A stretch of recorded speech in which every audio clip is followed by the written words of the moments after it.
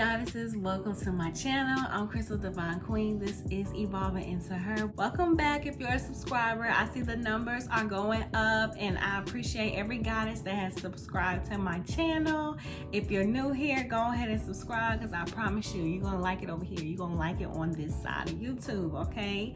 Now, y'all see the title of this video. What I'm gonna address today is a message to me and you. It's for you, but it's also to me too, okay?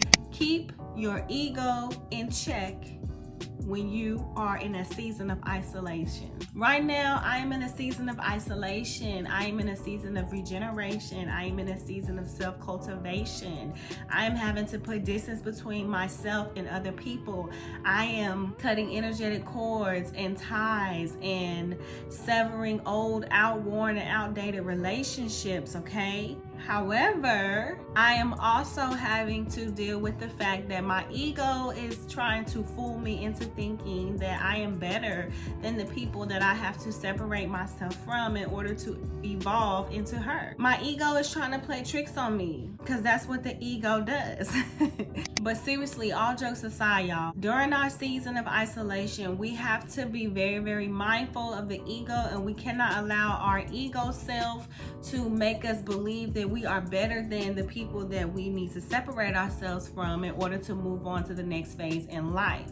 This journey is because we want more for ourselves. We do want better for ourselves in a sense, but it's a fine line. Just because we desire better for ourselves does not necessarily equate to us being better than the people we need to separate ourselves from. So just because you desire better does not make you better than anybody in this world. Remain humble as you cut your ties and your energetic cords, and keep that ego in check during your season of isolation, okay? The reason why I say we are not better than anybody is because on a deep spiritual level, right? People just have different desires in lives. Our souls came to have different experiences during our human experiences.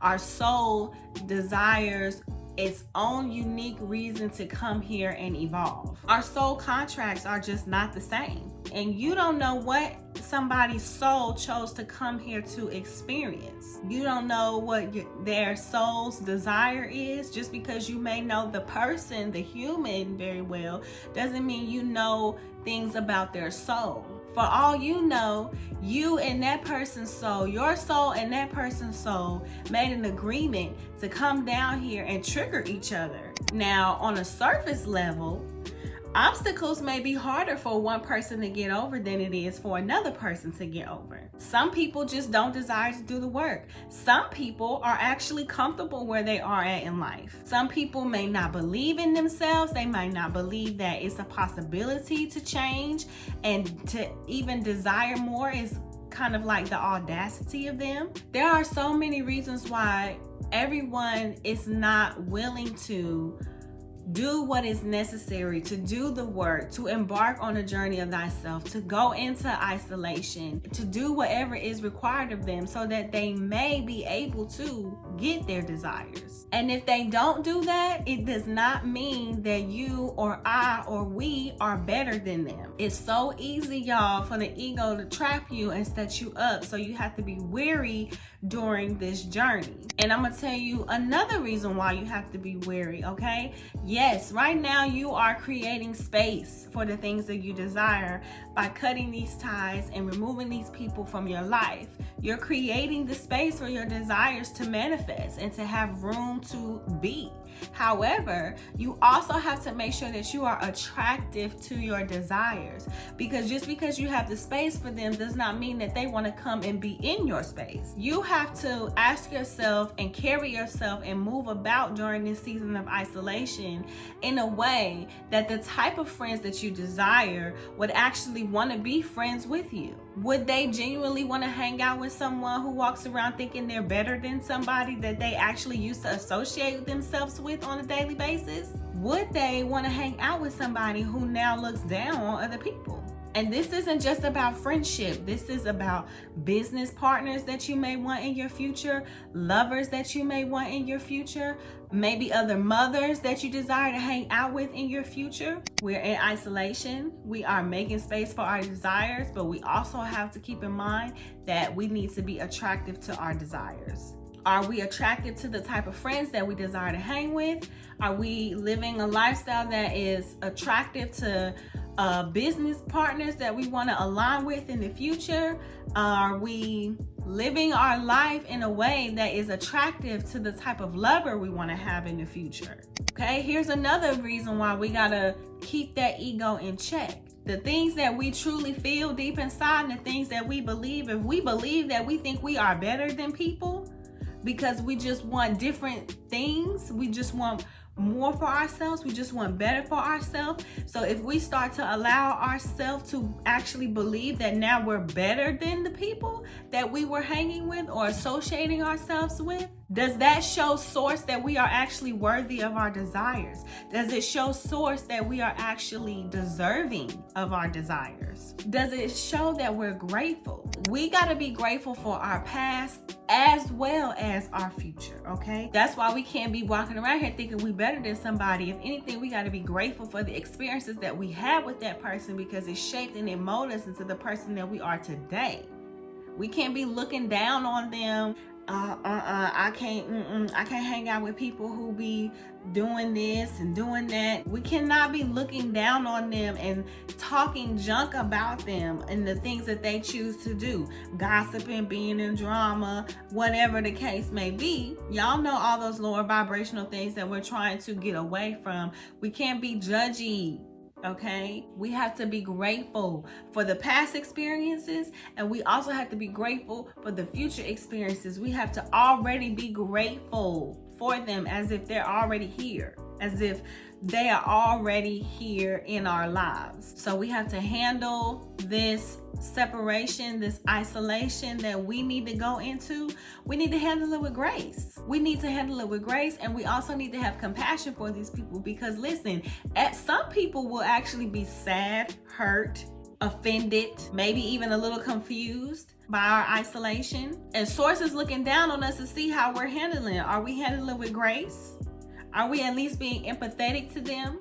I'm not saying that we gotta owe everybody an explanation and hold their hand as to why we need space, but I'm also saying that we can't be handling the situation like fuck you. Excuse my language, but not sorry. Sources looking down on us and watching how we handling it, and it's gonna affect us because we are doing this work. I know I am. I'm doing this work so that I can manifest soul satisfying fulfillment. And I'm not gonna get soul satisfying fulfillment if I'm moving around the wrong way.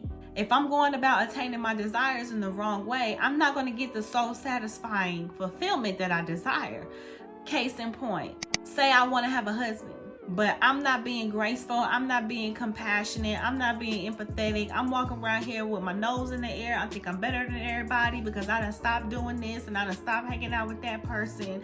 I might get the husband still, but it ain't gonna be that soul satisfying fulfillment that I was desiring to have in a husband, in a marriage, in a companion. And what Source is gonna do is Source is gonna be like, all right, you want the husband, I'm gonna give you the husband, but I'm gonna also attach a life lesson to there because there's still some things you need to learn before you can get soul satisfying fulfillment in life.